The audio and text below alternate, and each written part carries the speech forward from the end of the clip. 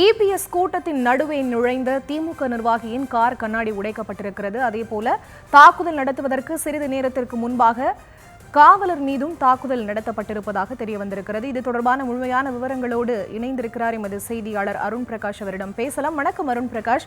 இந்த தாக்குதலில் ஈடுபட்டவர்கள் மீது ஏதேனும் நடவடிக்கை தற்போது வரை எடுக்கப்பட்டிருக்கா? விவரங்கள். வணக்கம்.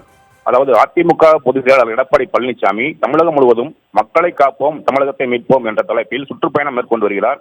இந்த சுற்றுப்பயணத்தின் ஒரு பகுதியாக விருதுநகர் மாவட்டம் காரியாபட்டியில் நேற்று இரவு சிறப்புரையாற்றுவதற்காக காரியாபட்டி பேருந்து நிலையம் முன்பு சுமார் 10,000க்கும் மேற்பட்ட பொதுமக்கள் கூடியிருந்தனர். அப்போது எடப்பாடி பழனிசாமி வருவதற்கு சற்று நேரத்துக்கு முன்பாக காரியாபட்டி பேரூராட்சி சேர்மன் செந்தில் அவருடைய சகோதரர் சௌந்தரின் கார் இந்த கூட்டத்திற்குள் அத்துமீறி சென்றது.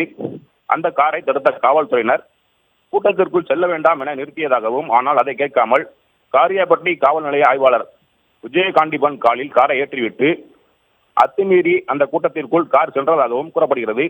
இதில் காவல் ஆய்வாளருக்கு எந்த காயமும் ஏற்படவில்லை. அப்போது கூட்டத்திற்குள் நுழைந்த அந்த காரின் கண்ணாடியை அதிமுக தொண்டர்கள் உடைத்து சேதப்படுத்தினர்.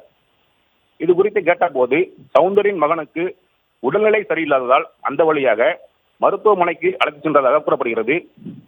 இது குறித்து காரியாபட்டி போலீசார் காரை யார் ஓட்டினார், எதற்காக அந்த கார் அந்த வழியாக சென்றது என்பது குறித்து விசாரணை நடத்தி வருகின்றனர். மேலும் அதே போல இந்த கூட்டத்தில் பங்கேற்பதற்காக அதிமுகவினர் காரியாபட்டி சுற்றுவட்டார கிராமங்களில் இருந்து பொதுமக்களை சரக்கு வாகனங்களில் அழைத்து வந்தனர்.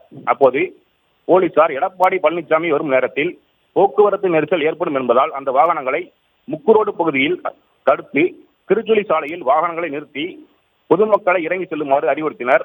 ஆனால் அதிமுகவினர் ஆங்காங்கே வாகனங்களை நிறுத்தி ஆட்களை இறக்கிக் கொண்டிருந்தனர். இதை காவலர் ஒருவர் தனது செல்போனில் வீடியோ எடுத்துக் கொண்டிருந்தார். அப்போது திடீரென அதிமுகவினர் வீடியோ எடுத்துக் கொண்டிருந்த காவலரை சூழ்ந்து தள்ளியதால் அவரது கையில் இருந்த செல்போன் கீழே விழுந்தது. இதில் அந்த காவலர் நிலை குலைந்தார். இதை அங்கிருந்தவர்கள் தங்களது செல்போன்களில் வீடியோ எடுத்துள்ளனர். அந்த வீடியோ காட்சிகளின் அடிப்படையில் காரியாபட்டி காவல் நிலைய போலீசார் விசாரணை நடத்தி வருகின்றனர்.